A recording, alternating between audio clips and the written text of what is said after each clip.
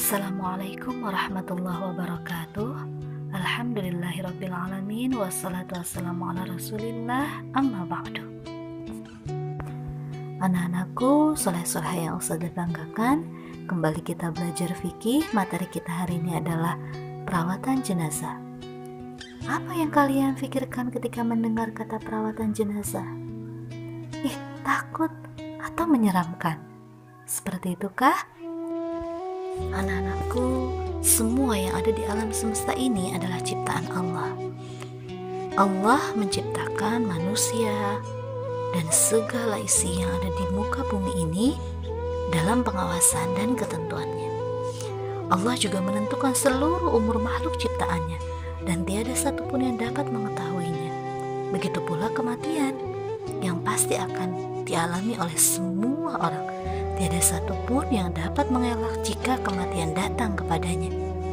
Sebagaimana firman Allah di dalam surat Ali Imran ayat 185. A'udzu billahi minasyaitonir rajim. Kullu nafsin dha'iqatul maut. Tiap-tiap yang berjiwa akan merasakan kematian. Kematian adalah suatu peringatan yang sangat besar. Dia akan datang dengan tiba-tiba. Bisa saja 1 menit lagi, 2 menit, 1 hari, 2 hari, dan itu juga bisa menimpa diri kita atau orang-orang yang terdekat yang kita sayangi. Ibu kita, ayah kita, kapanpun keadaan itu terjadi, kita harus sudah siap. Setiap orang harus siap akan datangnya kematian dengan banyak beramal soleh. Apabila kita dapati saudara kita terkena musibah kematian, maka kita sebagai seorang muslim wajib untuk mengurus jenazahnya, mulai dari memandikan, mengkafani, mensolati, mengantarkan, dan menguburkannya. Mari kita mulai pelajaran kita hari ini dengan adab memandikan jenazah. Dalam memandikan jenazah hendaknya dilakukan oleh orang-orang yang soleh dan terpercaya agar dapat menjaga dan merahasiakan kekurangan atau cacat yang terdapat pada si mayat. Apabila mayitnya laki-laki, maka yang boleh memandikan adalah laki-laki. Bila mayitnya perempuan, maka yang memandikan juga perempuan. Mayit laki-laki tidak boleh dimandikan oleh wanita atau sebaliknya, kecuali jika jenazahnya anak-anak yang belum balik, maka boleh dimandikan siapa saja yang dipercaya. Berikut adab dalam memandikan. Yang pertama, pastikan aurat jenazah tertutup. Kedua, meletakkan jenazah ke tempat yang tinggi. Ketiga, tidak disaksikan oleh orang banyak. Keempat, membersihkan kemaluannya. Kelima, mengeluarkan kotoran dari perutnya dengan menekan perlahan-lahan dan membersihkannya. Keenam, mewudukan jenazah seperti wudhu sholat biasa. 7, mulai dari anggota badan sebelah kanan kemudian sebelah kiri. 8, meratakan air ke seluruh tubuhnya mulai atas hingga bawah sebanyak 3 kali. Apabila mayitnya perempuan, maka rambutnya dibuka kemudian dikeramasi atau disiram. Setelah selesai digelum dan diikat kembali. Yang terakhir, mencampurkan dengan air kapur barus atau wewangian untuk pembasuhan yang terakhir. Nah, apa sih hukumnya memandikan jenazah? Hukumnya adalah fardu kifayah. Apa itu fardu kifayah? Fardu kifayah yaitu kewajiban yang apabila sudah dilakukan oleh sebagian orang, maka gugur kewajiban yang lainnya. Maka jika sudah ada orang yang lebih baik, yang lebih soleh, yang lebih memahami ilmunya daripada kita, maka gugurlah kewajiban kita. Jika kita tidak memandikan, tidak berdosa, karena sudah ada yang merawatnya. Itulah fardu kifayah. Selanjutnya, mengkafani jenazah. Setelah memandikan jenazah, kewajiban selanjutnya adalah mengkafaninya, yaitu membungkusnya dengan kain kafan putih yang bersih, sekurang-kurangnya 3 lapis untuk jenazah laki-laki, sedangkan untuk wanita sebanyak 5 lapis. Adapun tata caranya yaitu sebagai berikut. 1. Menghamparkan kain putih yang berlapis-lapis sesuai jenis kelaminnya. 2. Letakkan jenazah di atasnya. 3. Sedekapkan kedua tangannya di atas dada.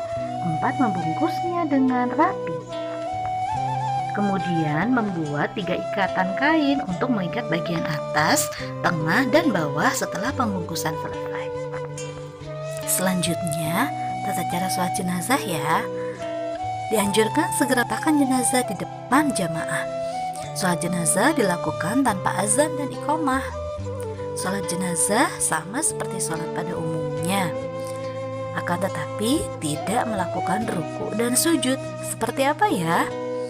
Nah, yang pertama, berdiri jika mampu. Posisi imam, orang yang sholat sendirian yaitu berdiri di depan bagian kepala jenazah apabila jenazahnya laki-laki, dan berdiri di depan bagian perut apabila jenazahnya wanita. Yang kedua, takbiratul ihram dengan membaca Allahu Akbar. Ketiga, pada takbir pertama membaca surat Al-Fatihah. Dilanjutkan pada takbir kedua membaca sholawat Nabi.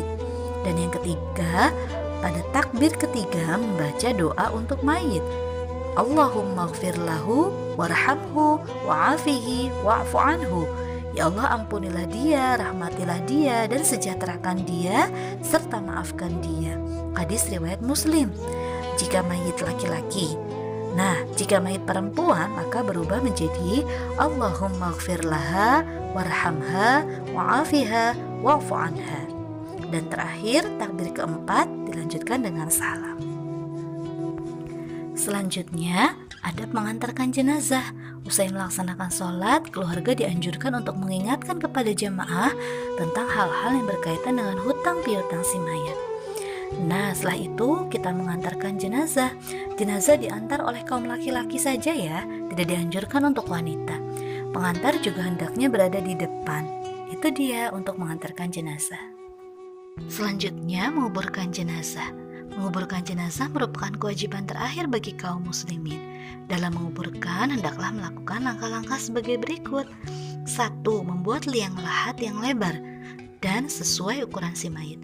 2. Memasukkan jenazah dengan hati-hati ke liang lahat. Kemudian, meletakkannya dengan posisi jenazah miring menghadap kiblat. Yang ketiga, pada saat meletakkan jenazah, disunahkan membaca Bismillahi wa ala millati Rasulillah, dengan nama Allah atas agama Rasulullah. Hadis riwayat Tirmidzi dan Abu Daud. Nah, diwajibkan untuk menguburkan jenazah muslim di pekuburan muslimin, tidak boleh di pekuburan masjid. Kemudian setelah menguburkan jenazah dianjurkan mendoakannya dengan mengucapkan Allahumma gfir lahu warhamhu wa'afihi wa'fu anhu. Setelah beberapa kewajiban kita laksanakan, kita pun dianjurkan untuk menjaga dari hal-hal yang dilarang, seperti menemboknya, memberikan hiasan berupa lampu atau lukisan dan tulisan, karena perkara tersebut dilarang dalam Islam. Kemudian menyelesaikan urusan-urusan dunia, seperti hutang piutang, nazar, dan wasiat. Itulah materi kita hari ini. Mudah-mudahan kalian bisa menyerapnya dan bisa mengamalkannya di kemudian hari. Insya Allah cukup dari Ustazah. Mohon maaf apabila ada kekurangan. Kita akhiri dengan membaca hamdalah, alhamdulillahirabbil alamin, dan doa kafaratul majlis. Subhanakallahumma wa bihamdik, asyhadu an la ilaha illa anta, astaghfiruka wa atubu ilaik. Dari Ustazah cukup sekian. Ila liqa. Wassalamualaikum warahmatullahi wabarakatuh.